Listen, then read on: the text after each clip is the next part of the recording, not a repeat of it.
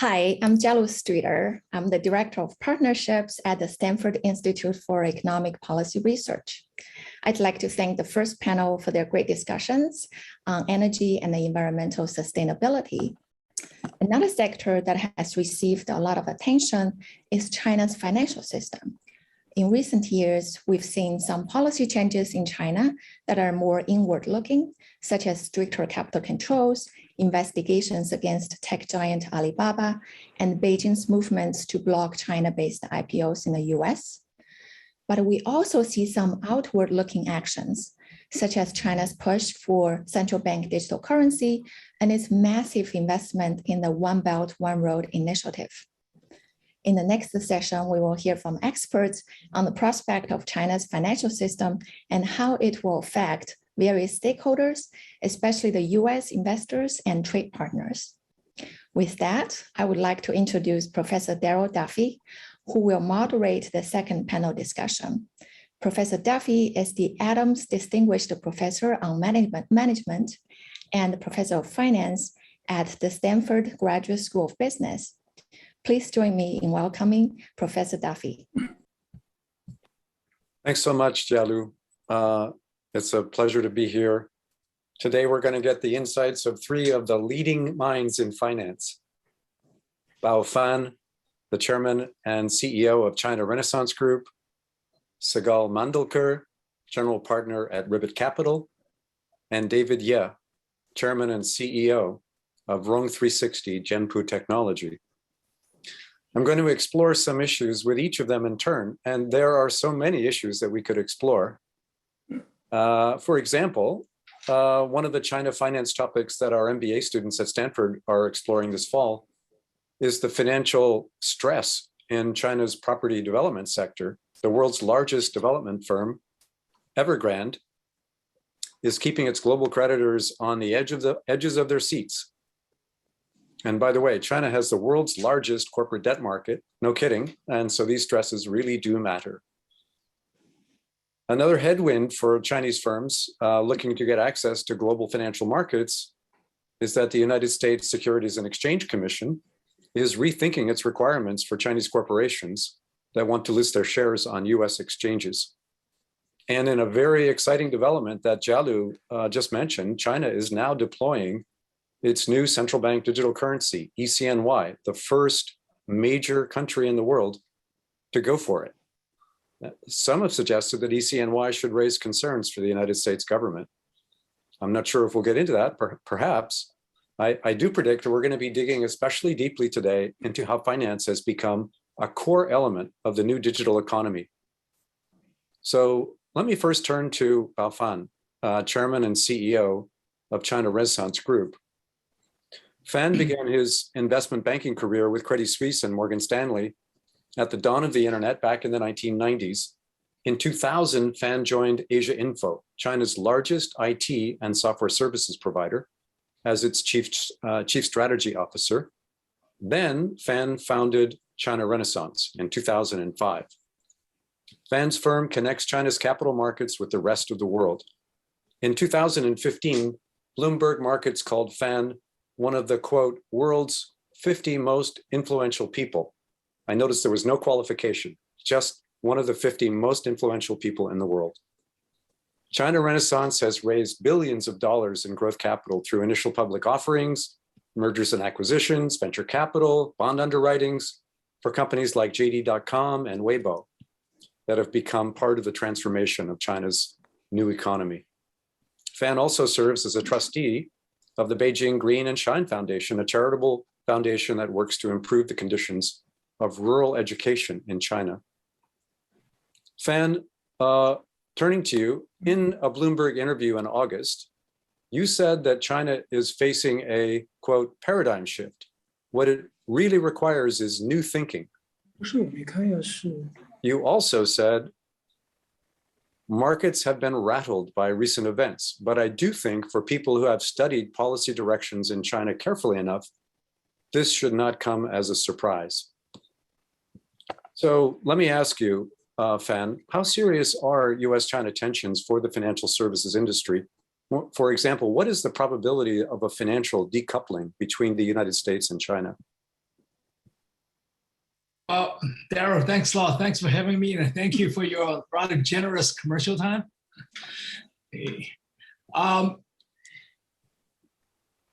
I think there's always this risk of financial, so-called financial decoupling. The link between the two capital markets historically has been very strong, but over the years, it's been putting a lot of tests. But on the other hand, from China perspective, we have seen that our regulator have handed out more licenses, like both in terms of insurance license, security firm license, asset management license to foreign participants than any given time in the past. So I think one thing we can pretty much conclude that from China's perspective, it's not really in China's interest to enter into a financial decoupling scenario. Foreign capital is still crucially important to the China's development. That's very helpful, Fan. And I think, if I could refer back a little bit in terms of what I meant, paradigm shift is I do think, there are some fundamental changes in terms of policy settings in China. If for the past 30, 40 years, economic development is of a paramount importance, going forward, I do believe security has taken increasingly more weightings, whether that be in sovereign security, financial security, social security, data security, et cetera. In terms of the social governance model, if there is a pendulum that swings between efficiencies and equality, I guess it's pretty obvious in China that the pendulum has swung from efficiency, which has largely been the focus for the last 20 years, 30 years, back into the equality, where frankly speaking our system is largely built upon. So I think these are some of the fundamental changes that when people are trying to understand the policy, so-called policy shifts in China, they need to keep that in mind. Thanks, Fan. I was also looking at the comments that you made with the release recently of your annual results. And by the way, way to go on those profits. You said, and I'm going to quote here, the long-term macroeconomic trends supporting the gradual recovery of China's private and secondary markets are creating attractive opportunities. And it does seem, as you hinted a moment ago, that foreign financial services firms have noticed that and they want in. And China seems, as you said, committed to furthering the opening up of its financial sector to foreign firms. They've approved a very large number of applications, much more recently than in the past. And so I want to understand from you, what's behind this? Does it make sense for China to create more competition for its own firms in China, or is it doing this simply as a way of opening up and meeting international expectations that it should provide access to foreign firms? How do you diagnose this opening up? Yeah, I think that there's several considerations behind it. First of all, I think in the financial industry, competition, healthy competition is crucial, right? And particularly in terms of capital markets, where China is generally lagging compared to, for example, US. I think China could use a lot of know-hows and expertise. And the idea is, bringing the foreign institutions, and hopefully they can bring the best practice along the way, and it will really improve the standards of domestic capital markets. So that's the one consideration. The other one that I mentioned is also, I think China is concerned that they may run into a risk of a financial, potentially financial disengagement for whatever reason. So by opening up the domestic financial sector further to foreign institutions, where they over time will have a best interest in China, it would definitely argue against that scenario. So that it's also a very important consideration, I believe, behind all these recent policy changes. But I think the longer term, if you look at it, what's happening with the banking sector, where I think the license being given to the foreign banks 10, 20 years ago. It's the domestic financial institutions handle the competition reasonably well. You may argue that it's not entirely fair and transparent competitive environment. We can make some argument on that, but still, it is. I don't think the Chinese security firms, asset management companies, and insurance company are overly worried about further opening up of the sector to foreign foreign participants. It has been hard in the past for U.S. firms to compete in the financial services area in China. And I know some firms have gone in and basically given up and come home. But now with this opening up, I do see firms like Goldman Sachs, JP Morgan, Credit Suisse, they're all jumping in. Do you think you're going to be doing deals with these firms, or do you think you're going to be trying to get the deals that they're getting? I think we are partners, we're competitors. It depends on which area we're talking about. But in general, us, as you know, our private sector, financial institutions in China, we generally welcome more foreign participations. What it means is, it will inevitably lead to a more transparent regulatory environment and a more legal-based framework to the overall, to the overall, regulatory, set of rules. So I think in that regard, we very much welcome the policy directions. I'm going to come back to you later, Fan, but I want to go next to Sigal Mandelker, who joined Ribbit Capital as a general partner just last year. Ribbit, as most know, is an investment firm focused on financial services and technology.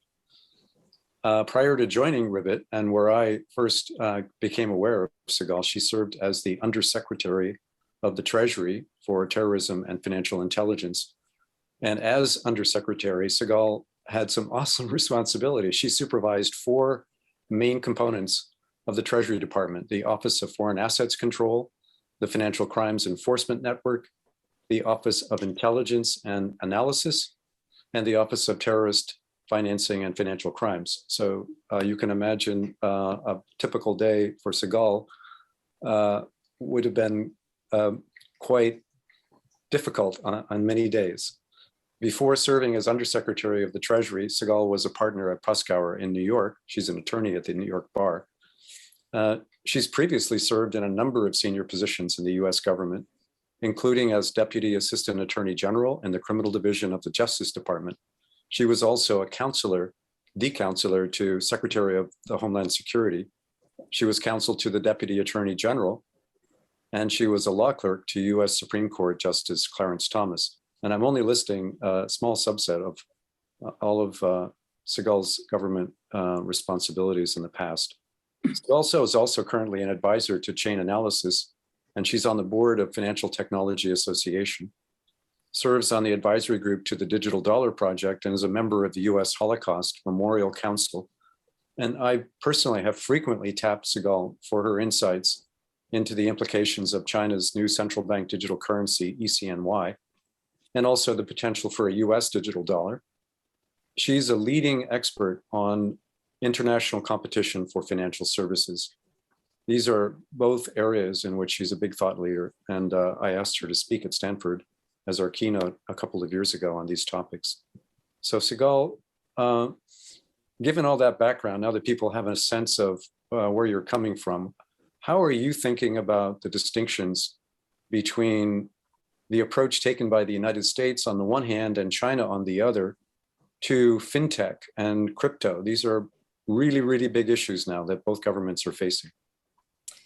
Thank you first, Darrell, to you and to John for inviting me to this really interesting event. I hope I live up to all those titles, but it is now very, very nice to be on the side of of being able to fall asleep at night without worrying about all the threats that we face in the world.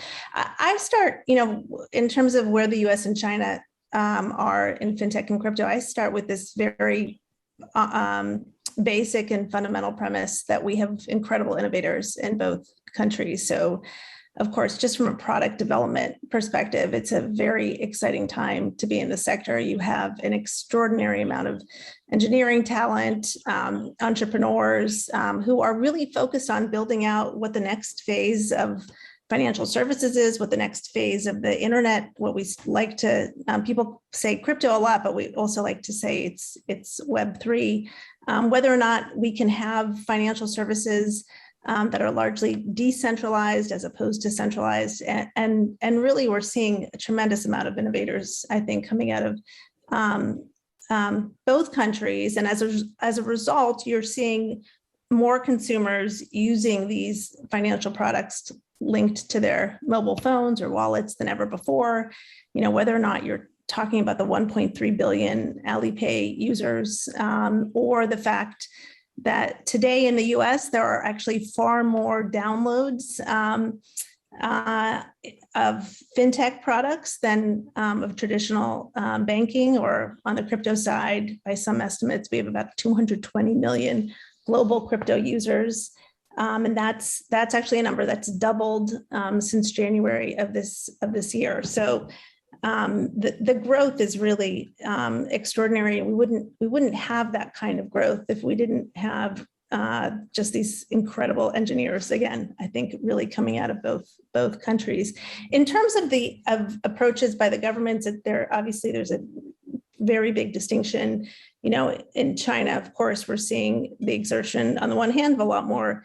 The technology has developed, and now you're seeing a lot more control over the technology, whether that's in terms of, once again, banning crypto on the one hand, or what happened with the IPO.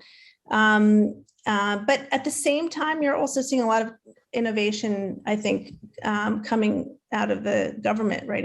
I think it's quite notable that the PBOC, for example, launched its Blockchain Research Institute in 2014, probably long before anybody in the US was paying attention to blockchain technology other than on the illicit finance side. They were looking to see what you could do with this technology to innovate. And of course, fast forward to today, you have something like 140 million accounts in the digital yuan. And that's just, that's even before the big rollout that's expected at the 2022 Winter Olympics. So on the one hand, you've more control that's exerted, which I think is, I'm sure, I'm not an expert in this, but a pattern that we probably have seen in different sectors in China. A lot of innovation, and then some level of control and a rollout of the innovation by the government. China also has been developing and experimenting in their blockchain services network, where it's building out blockchain technology in many different ways. So while like crypto as an asset, like Bitcoin, may be banned, it's really important to pay attention to the fact that they're very much ensconced in the technology. And I think we'll see that play out in a number of different ways. In the US, on the other hand, I think while we've got a ton of capital that's going into building out great products, from companies like Square to Stripe to Coinbase to Robinhood, doing what we like to say is democratizing finance, building out great products that give a lot more people access to a wider array of products. And similarly in crypto, we just had the first major IPO of a crypto exchange in Coinbase, which is doing quite well.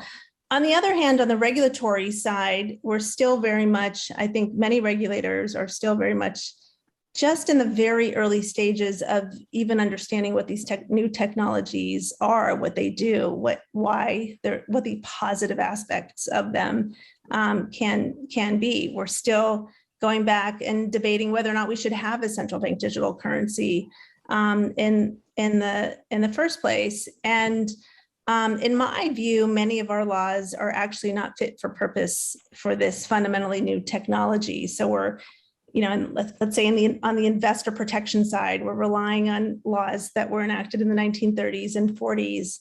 We're equating fundamentally new technology to things like orange groves, which actually are very dissimilar from each other. And even in the anti-money laundering arena, which I oversaw, we are relying on a statute that was enacted in the 1970s when we were still using rotary phones, which, again, you have to wonder, is it fit for purpose?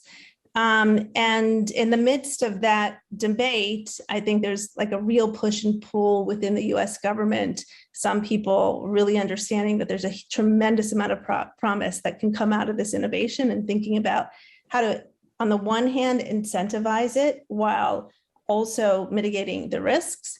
And then there are others who appear not to be enamored with it at all and are trying, to do a lot of things to either control it or inevitably to push it out of the country. So, and we don't know. I'm quite bullish for the U.S. and crypto in the long run and fintech, but I think we're going to see ourselves in a bit of a bumpy ride over the next couple of years. Well, let me put you a little bit on the spot on U.S. policy there.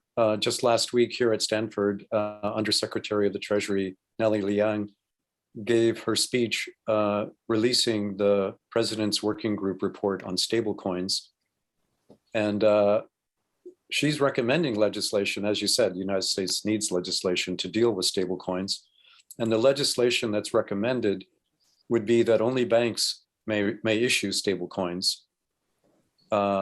With the trade-off being banks, we can supervise them, make sure they're safe and sound, make sure they have access to the central bank for lending of last resort, and protect investors and consumers from buying cryptocurrencies that are stable coins without being worried about whether their money is going to be there or whether there'll be a run or whatever. On the other hand, some people in the DeFi or crypto space have said, hey, what do you mean? The whole idea was that this wouldn't be part of banking. It would be a new deal, and we wouldn't depend on banks who tend to be rather protective of their turf in terms of their profitable payments, deposits, franchises, credit cards, and so on. So that's a tough trade-off, especially, given where you were sitting, primacy of safety and stability on the one hand versus innovation on the other. Do you think they can get both of those? Look, I today fall on the latter side of that debate. I think you can have state safety and stability in a fundamentally new technology without regulating it under old rules that have been around for decades. And I also think it's extraordinarily important to appreciate that while there are many good things about our banking infrastructure, it's also resulted in many people getting shut out of the system. Right today, there are, at least as of 2017, there are 1.7 billion people in the world who are unbanked. So something isn't working well. And as you've heard me say many times before, Darrell, a lot of our banks have massively de-risked in the developing world and emerging markets. So I don't actually think it's the wise choice is just to go down the same path that we've been traveling for decades. I think you could have something that's you can regulate in a way that's tailor-made to the new technology, and I think ultimately that's a far better path to go down. We don't have to put everything in the same box just because it's connected to to financial infrastructure. Yeah, well, speaking of financial services firms competing around the world, the United States and China are both competing. Of course, it's not a zero-sum game. Good regulation and technology can make everyone better off.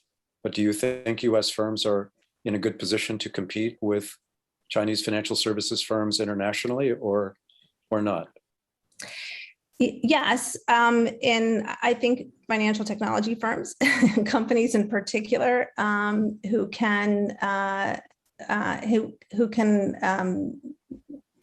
are able to sort of recreate the system, who understand how to use the mobile phone to the advantage of the technology, who can bring in many more users into the ecosystem. I think there's tremendous opportunity for that to happen. I also think it's incumbent upon regulators to think about, how do they actually incentivize that kind of growth, again, without just sticking to the same boxes that we've been in for far too long. So I'm hopeful that US companies can compete, but I think it's going to take a different regulatory approach. I bet many of the hundreds of people here today would love to have the afternoon with you, Sigal. I know you're really busy, but your insights are really helpful. Thanks. I want to turn next to David Ye, co-founder, chairman, and CEO of Rong360 Jianpu Technology. So Jianpu, as most in the financial services industry in China know, is a leading independent open platform for discovery and recommendation of financial products in China. And David is an entrepreneur in this sector with 25 years of experience, internet, consumer finance, financial technology in both the United States and China, and also in Southeast Asia. Before he founded Rong360 in 2011, David had leadership roles with PayPal, American Express, Capital One Financial Corporation, and America Online. And David was awarded the Entrepreneur of the Year by the founder in 2015. He's on the Consumer Financial Rights Protection and Education Committee under the National Internet Finance Association of China. And he sits on the advisory board here at Stanford University for SIEPR, the Stanford University Institute for Economic Policy Research. And I don't know, I read his bio, he says in his spare time, but I don't know how he could have any spare time. But David is an avid marathon runner, and that's a very timely pursuit. He's actually competed in the Ironman. David, I want to explore the issue of international trade in the financial services area and technology. And I'm going to start by mentioning that in a speech in the most recent G20 meeting in Rome, President Xi of China, who spoke virtually, said, quote, "China attaches great importance to international cooperation on the digital economy." Now, as you know, David, because we exchanged on this earlier, there are movements to form trade partnerships among countries in the area of the digital economy. For example, the Regional Comprehensive Economic Partnership is made up of 15 countries, including the ASEAN countries, and 5 regional partners: China, Japan, South Korea, Australia, and New Zealand. The United States and India were going to be members of this partnership and of the Trans-Pacific Partnership, but they withdrew under the Modi and the Trump governments. And it's been quite a controversial thing about whether the United States should participate in these types of partnerships. Another one of these very important partnerships just emerging now is the Digital Economy Partnership Agreement. So far, it's small. It has New Zealand, Chile, Singapore. Maybe it will get Canada, maybe South Korea, maybe China. China's been discussing the possibility. And it proposes to use all aspects of the digital economy to support trade in the digital era. I read that from their website. Now, I want you to help us understand what are the opportunities that are brought to the world, and particularly to China and the United States, by these kinds of trade pacts that would promote the digital trade in the digital economy. What are your views on that, please, David? Thank you, Darrell. Thank you for having me. So yes, I have my footprint in US, Southeast Asia, China, in the fintech, consumer lending, internet space in the last 25 years. So let's take a look at RCEP. You have just introduced So simply, RCEP is the largest free trade agreement, which covers about half of the world population. It's about a third of the global GDP and about 30% of the global trade. That's as of today. If you're forward-looking next 20, maybe 30 years, the RCEP regions, countries, is expected to contribute about 2/3 of the growth of the world economy. So the scale and the potential of the region is just too big to ignore. So for US or Chinese company or any world company, right? If you're looking for market development, for user growth, for product innovation, for strategic partnership, or if you're looking into building a global brand, so you just simply cannot ignore RCEP. That's just the fact here, right? For every company, for every people, right? And also for DEPA. So DEPA is relatively new. It's a digital economy partnership agreement.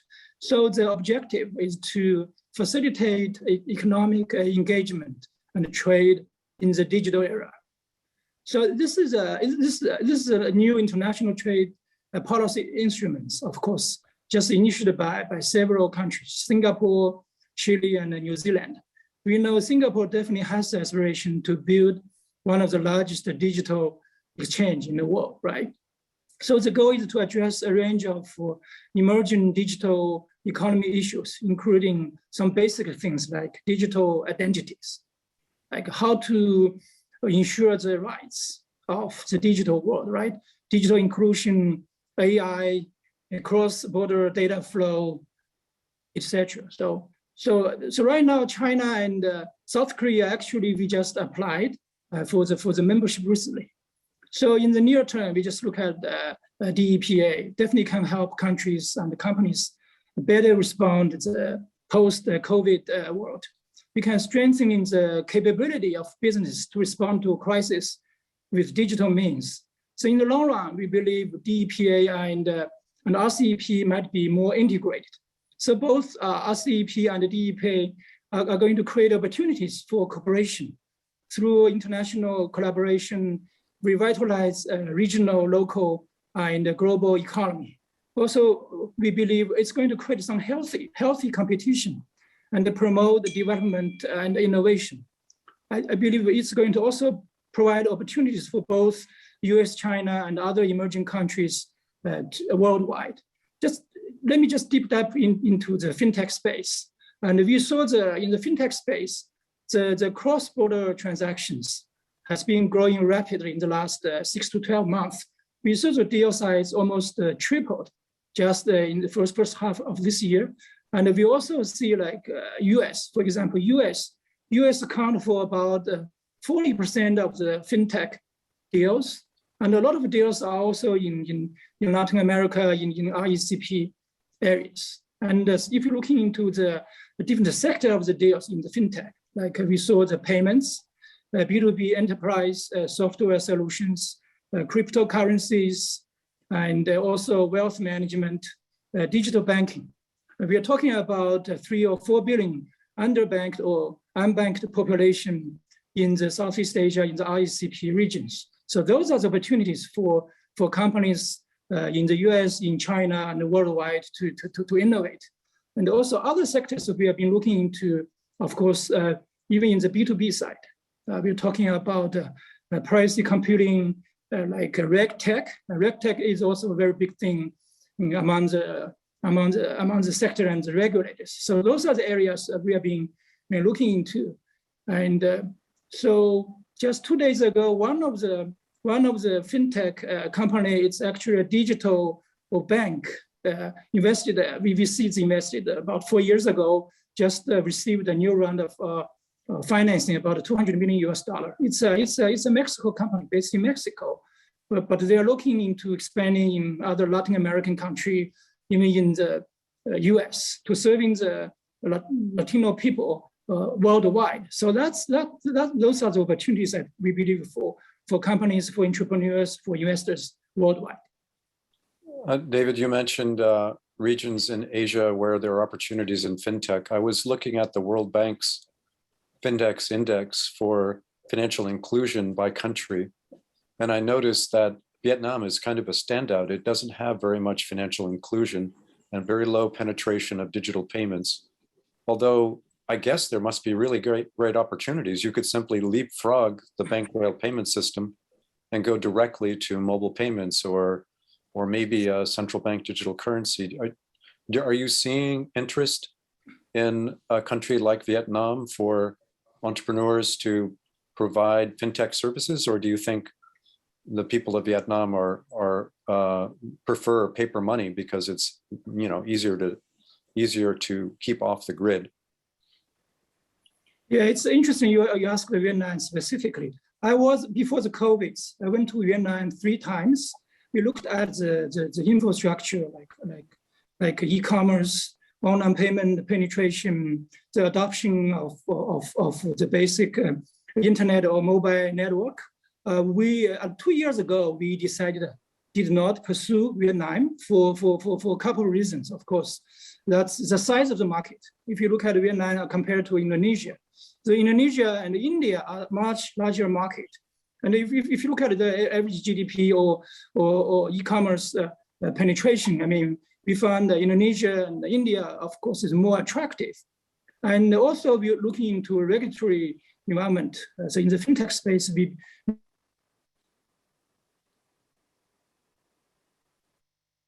I think your sound is off.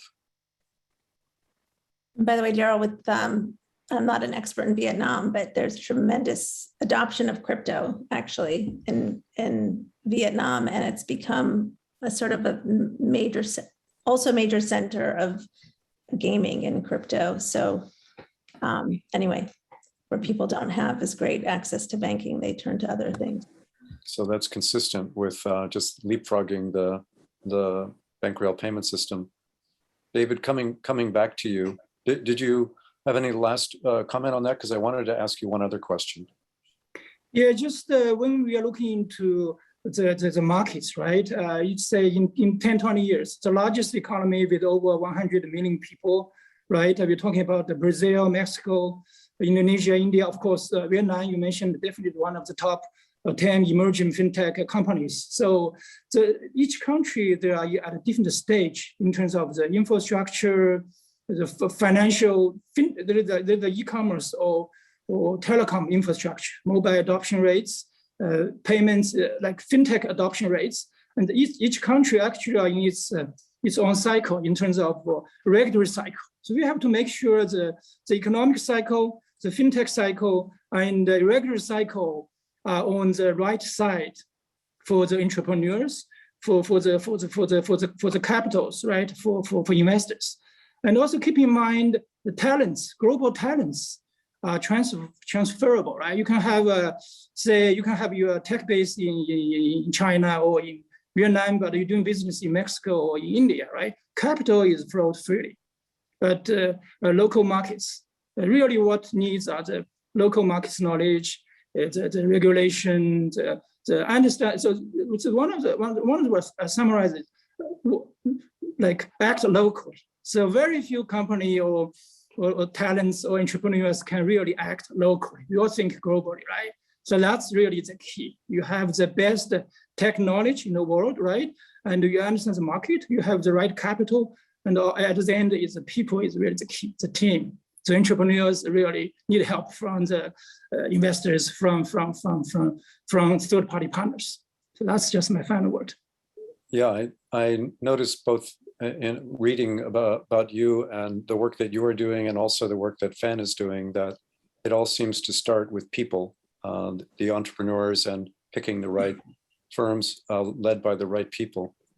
David, last follow-up, actually for anyone, but maybe especially for Fan and you, David. We haven't talked much about the issues that came up in the previous segment this evening on green tech. And it seems that there must be tremendous excitement at harnessing financial technology, or at least finance, to the problems associated with the climate finance. Have either of you, David or Fan, seen exciting slide decks that are prompting you to try to invest in, let's call it fintech or green fintech? I think there are a couple of things that is quite exciting happening.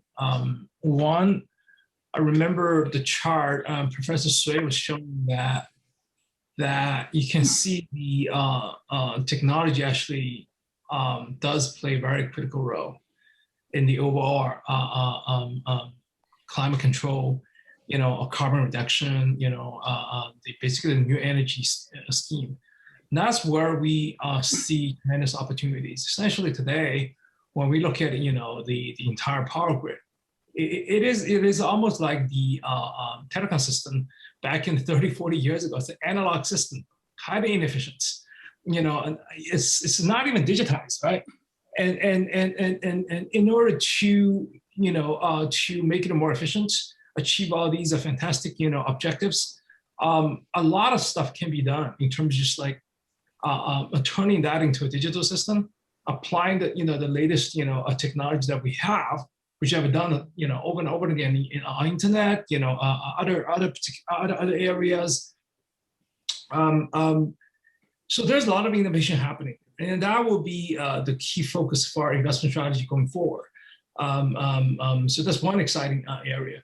But the other one is obviously more policy driven, where we recently signed a strategic partnership with it's called the Green Finance Institute under Tsinghua University. So they're one of the think tank, for Chinese our government with regard to the financial, aspects of green energy, policy direction, policy settings.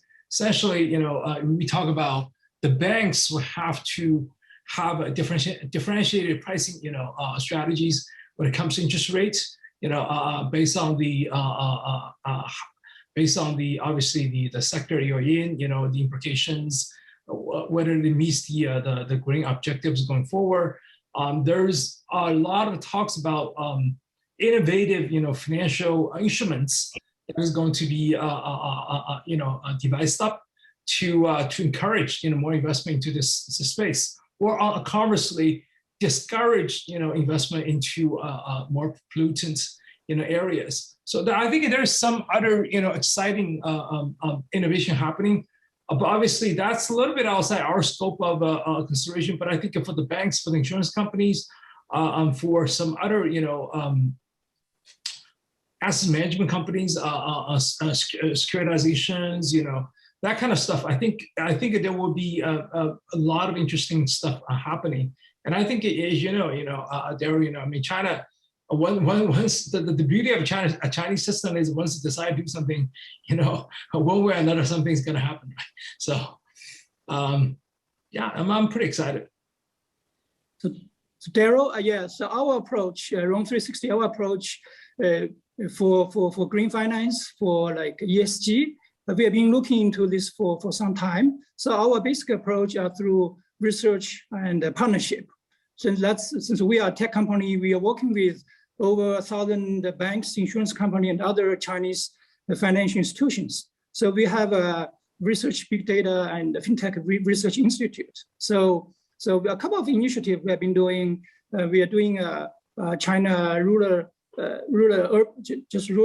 finance just a survey. We're trying to understand what we can do for the rural areas, for some small businesses. And that's the area we have been tapping into. And also, we know some of our partners, they either issued the first green bond or green finance bond, or they have done some ESG work for some like small businesses. So that's the area we're looking into. So what are the true needs for SMEs, for small like farm in Sichuan province? So those are the area. We also partner with like large financial institutions or like associations. We're working with some of the China Internet Finance Association. That's the association have done a lot of work in inclusive finance, in SME lending. So those are the areas we are looking into that. So in the future, we look forward to working with Stanford University, with SIEPR to conduct some research or partnership. We can also connect the Chinese financial institutions, Chinese SMEs, Chinese users with the people interested in green finance and also ESG projects. I know SIEPR is really interested in engaging on green finance, so let's try to pick that up afterwards. Sigal, a question came in from our participants around the world, wherever they are. One of these questions is asking you about China's alternative to SWIFT, which is called the China Interbank Payment System, or CIPS.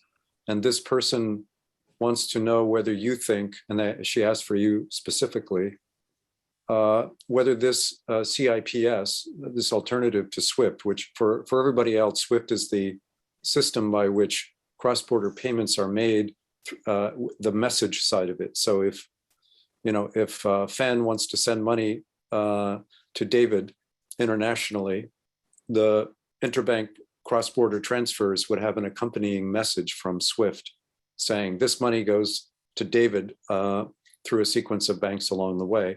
And China is introducing, as this questioner asks, its own analog to this called CIPS. So do you think, Sigal, that this is a viable alternative, or is SWIFT got the whole space locked up and it's one of those things where if everybody's using SWIFT, why would anybody not use SWIFT?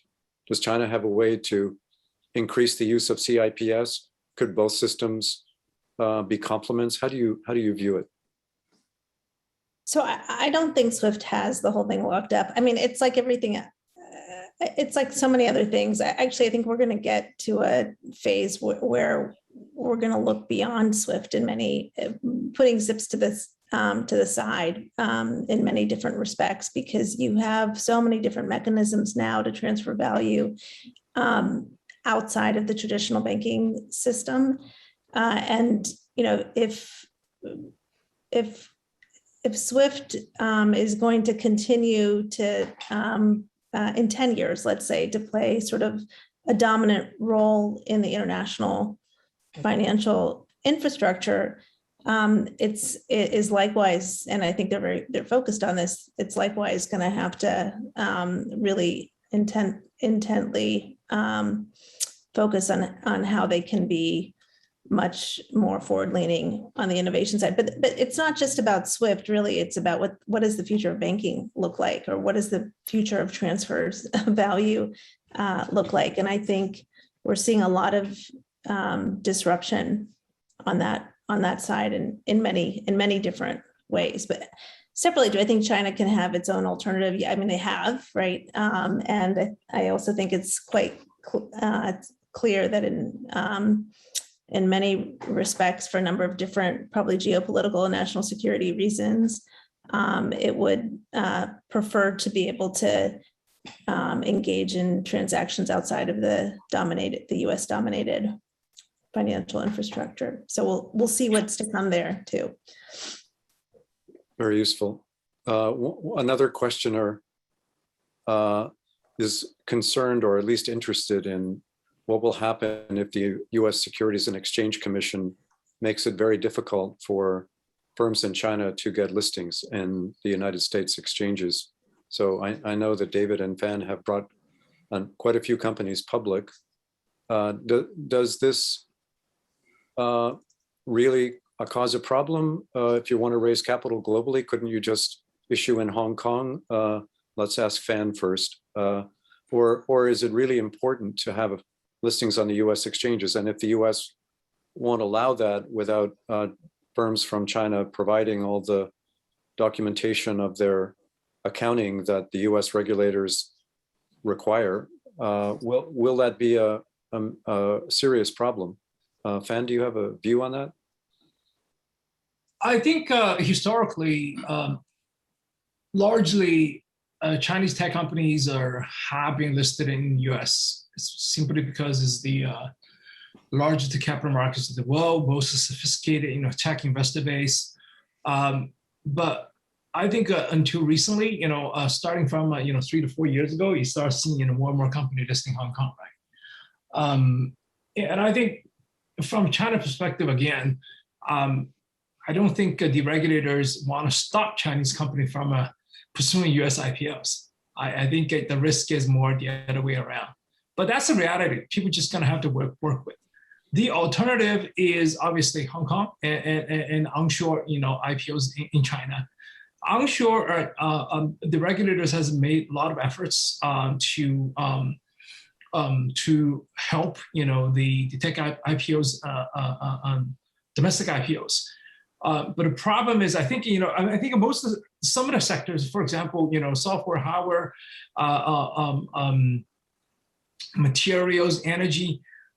Matter of fact, the actually A-share IPOs is a preferred option for Chinese, startups.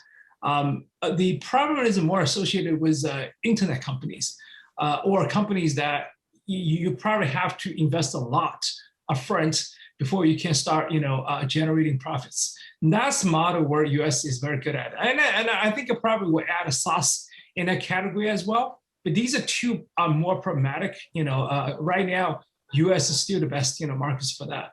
But I think for consumer internet, we have a more problem than just, not being able to do US IPOs. So I think, my suspicion is that there will be, far fewer, as consumer internet IPOs going forward. So that's, maybe not too overly worried about it. SaaS is interesting, sector.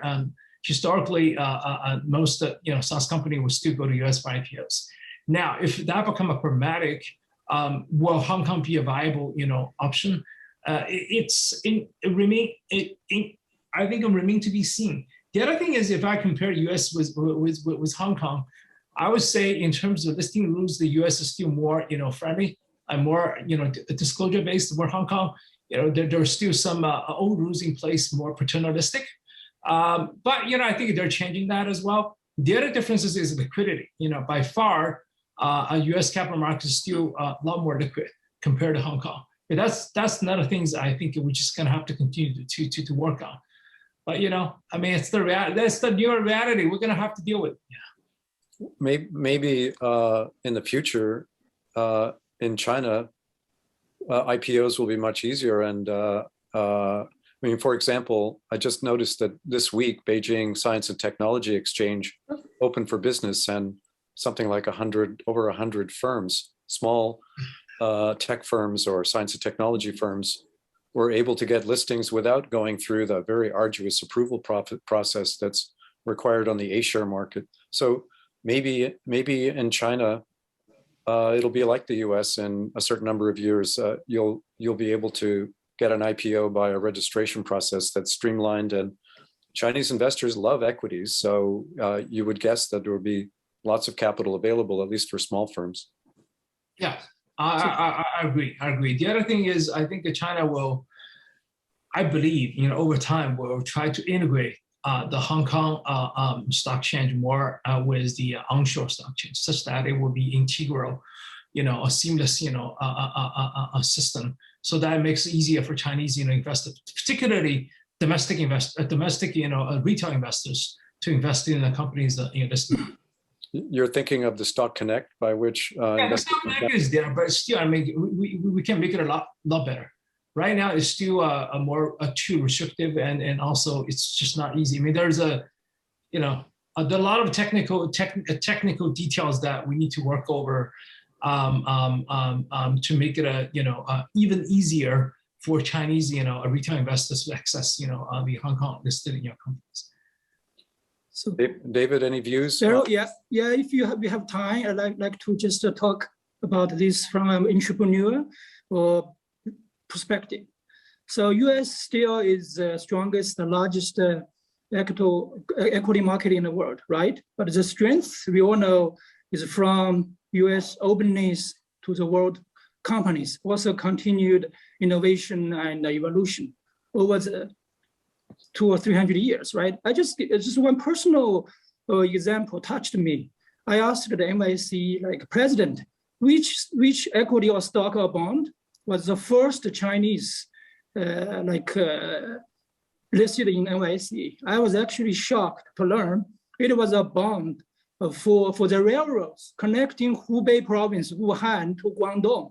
Actually, that's the railroads I used to I used to take all the times. It was built by Chinese, financed by the US. So personally, I appreciate that. So we just hope that trend will continue going forward. So that's the first point. The second point, I just share with you some of my personal experience. I was in India 2 years ago. I was in Mumbai. Actually, in the same hotel, I met the salesperson from Hong Kong Stock Exchange and the Singapore Stock Exchange.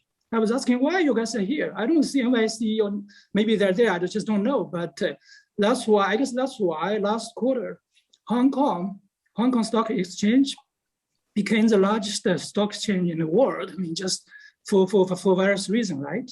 So you also mentioned in 2 days, Beijing Stock Exchange, where we are open for business. 10 small tech innovative company will be listed. So I've been thinking about this, right? The world is open, right? Capital is flow freely, like as entrepreneurs. We love to get listed in Beijing and probably also in Hong Kong, also in New York at the same time, right? We want choices. We want a fair, we want transparent. We also want like investors protection, all things considered, right? So that's just as I said. So in the future, just think about in the future. I mean, as entrepreneurs, we'll be very happy. We have choices, right? We have the best. We also want to work with the best regulator, best exchange, the best investors in the world. That's actually what I have on my mind. I kind of figured that someone was going to ask this question, and it's a tricky one. It says, what is the next step? This is from, again, a participant out there. What is the next step in Chinese regulation on the internet sector? And is there any silver lining? So just for background, for those that are, not like our panelists are getting up to speed on what's happening in the tech sector in China with regulation, ever since the Ant Group decided to pull its IPO, there's been a kind of a dark cloud over the tech sector in China associated with China's government deciding that it needs a lot more regulation. And roughly $1 trillion of market value, at least at the worst, was lost in the market values of shares in the tech and related sectors that were hit by a new wave of regulation.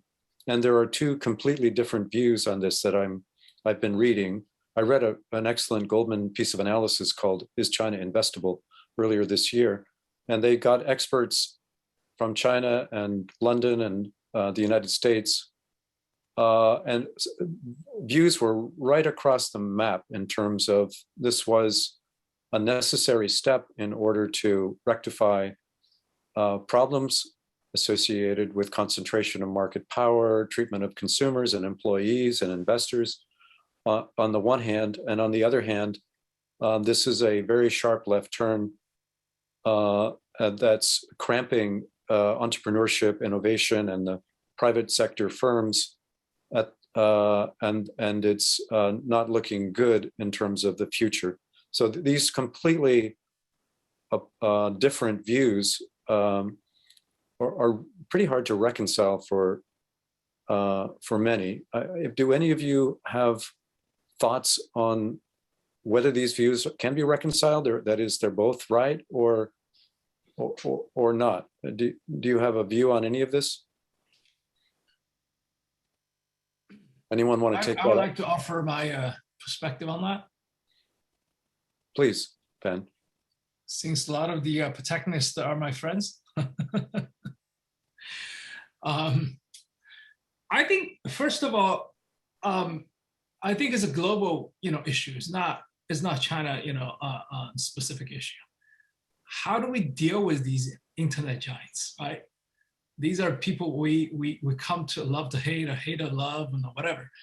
We can't live without them, right? Our life, I mean, they're really good, but on the other hand, they're everywhere, and you could say some of them are not really behaving. So what do we deal with?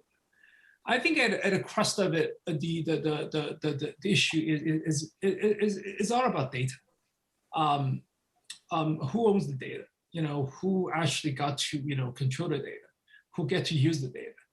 I mean, historically, the premises is that the internet company, I provide a service to you, so I own the data. Right? I own the data. I can do whatever I want with it.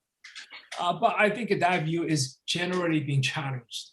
I think the Europeans probably started first. I think in US, you have this, you have this issue as well. But from our perspective, all we can see is just endless Congress hearings.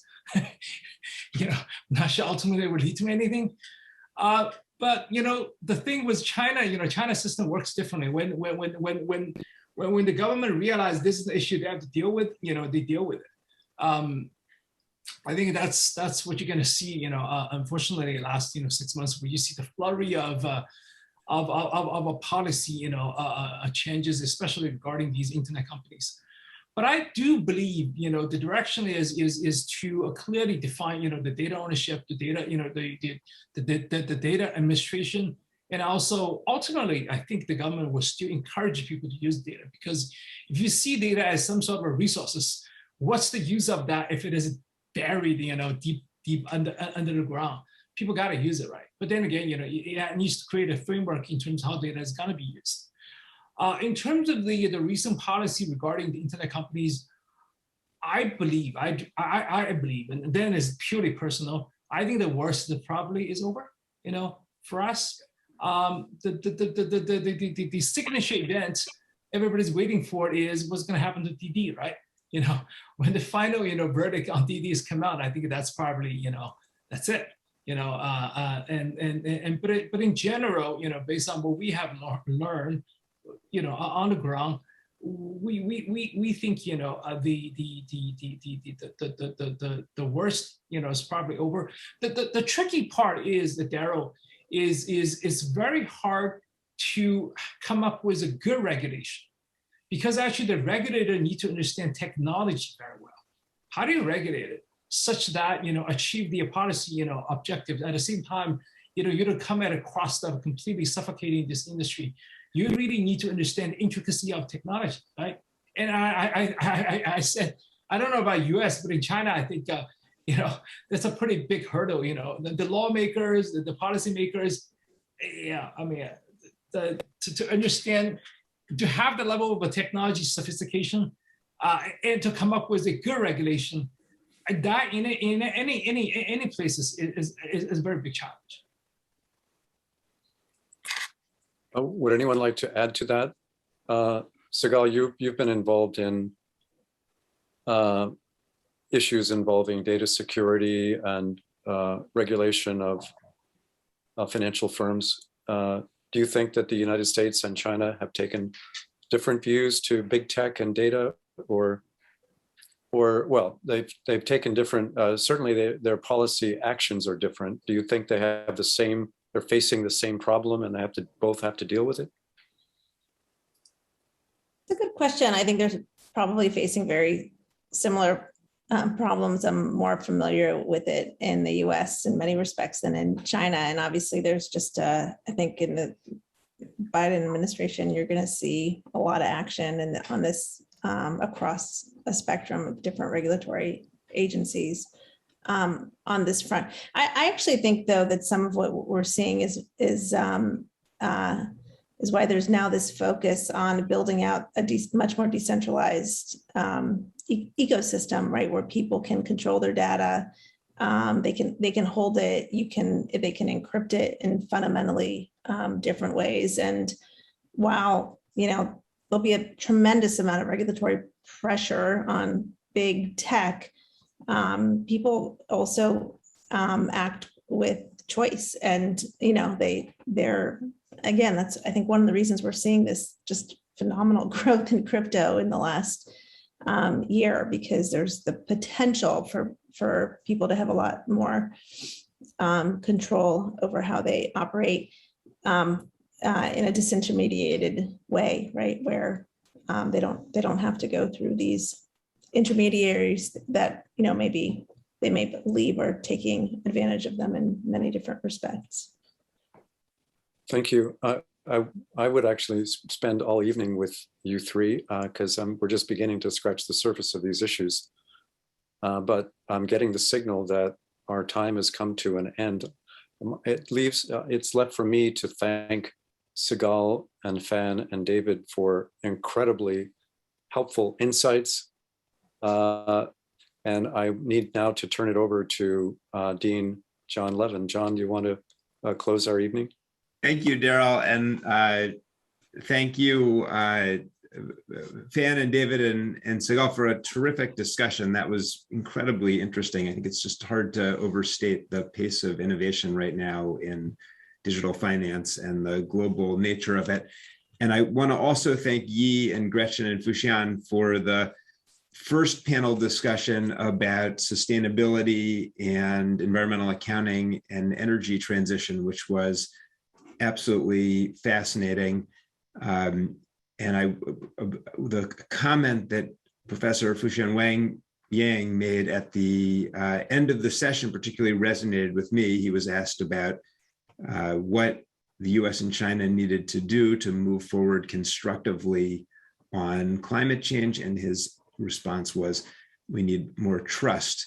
That reminded me of something that our faculty colleague and a longtime member of the Stanford community, George Schultz, wrote just before he passed away earlier this year. And George Schultz was someone that all of us who care about foreign affairs and care about the global engagement of the United States looked up to for many, many years. And George wrote that in his experience, in his 100 years experience, trust was the coin of the realm, and everything else was details. So, Fuxian, thank you for saying that as well.